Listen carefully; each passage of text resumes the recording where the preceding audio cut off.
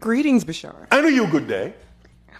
My first question is that I've, through the course of my life, always attracted unavailable / married people. Even though I'm putting out the most available We energy I can. understand unavailable people and married people. What are slash people? Trying to cram as many words as possible in there.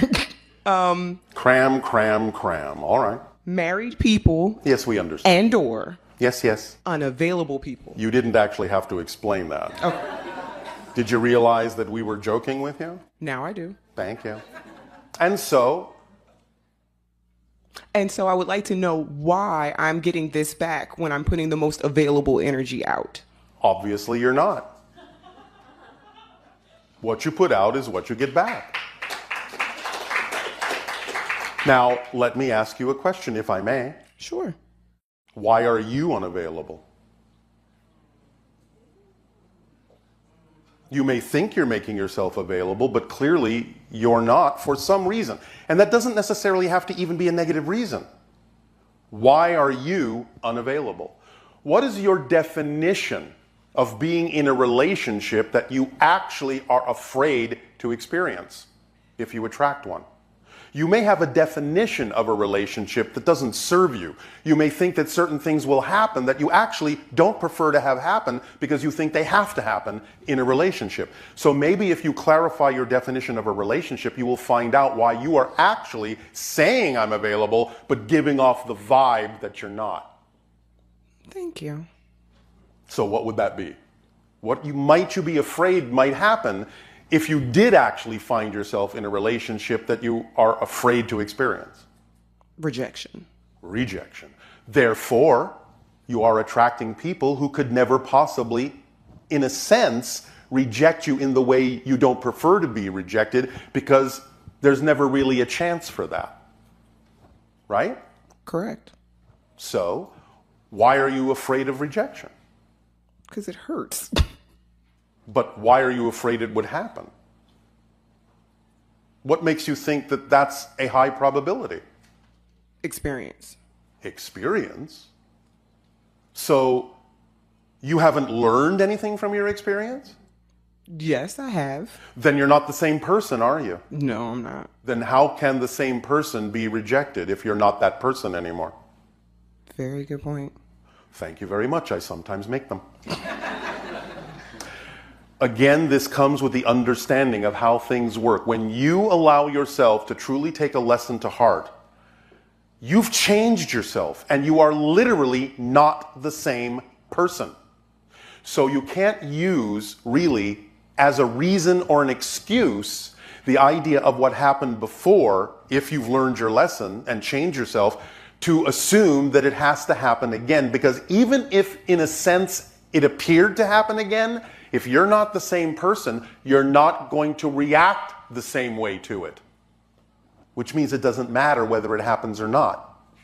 This is making your state of being unconditional and not based on what someone else decides to do.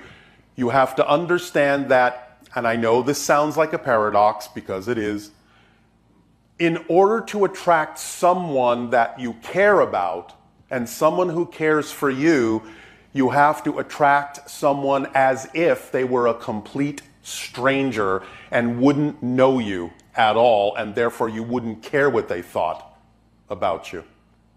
Because it wouldn't be relevant what they thought about you, because they're a complete stranger. If some stranger came up on the street and says, "I reject you," you would go, "Well, you're just crazy because you don't even know me." You understand? Yes. You wouldn't give it a second thought because it wouldn't be relevant. It would make no sense. So when you can get to the same state as you would be in listening to what a stranger might say as a rejection, and you know it's irrelevant because it has nothing to do with you, it has to do with them, then you can open yourself up to the idea of attracting what you need, because you know it doesn't really matter, in a sense, what they choose to do that might be representative of their issue, because you are clear and solid about the idea of who you prefer to be, regardless of what someone else might do. And therefore the paradox is when you don't care what someone else might think of you, you open the door to the people coming in who will actually think highly of you. Wow. Is this helping? Very much so. All right.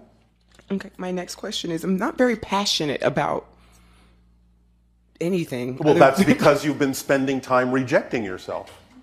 How can you be passionate about a person who rejects themselves? When you stop rejecting yourself, you will see how passionate you can be about yourself and about the life that unfolds from you. One thing is connected to the other. My final question would have to be is, people have always told me that I'm otherworldly in my thinking, and I've always felt like an outsider looking in. Oh, gee, me too. That's all right. First of all, obviously, there are many outsiders looking in. The entire gathering is outsiders looking in and allowing the in to become the outside and the outside to become the inside. The idea is you're not alone in this. Most of you, when you start waking up to the fact that you have other connections, start feeling those other connections very strongly as if you're from somewhere else. You're from Earth, but you're connected to many things, and you have a higher being that is ultra-dimensional and multi-universal. So when you start paying attention to that, start picking up on that, because of what is typically the status quo on your planet, by comparison, you're going to feel a little bit like an outsider. That's okay. Because ultimately, those that are outside will become the inside. Does that help? Yes, it does. Thank you very much. Just be yourself. You really, really just will discover that you are worthy, you are beautiful, there is nothing about yourself to reject, there is nothing to be afraid of. Just open up your heart and be yourself, and don't base your state of being on what other people think. In most cases, when anyone does something that is a rejection or a type of an attack, it has really more to do with their issues than it does with yours. But because they're in denial, they're not willing to look at their own issues. They're going to come and seek out someone that they can project that onto. You understand? Yes. But you have to understand it's their issue.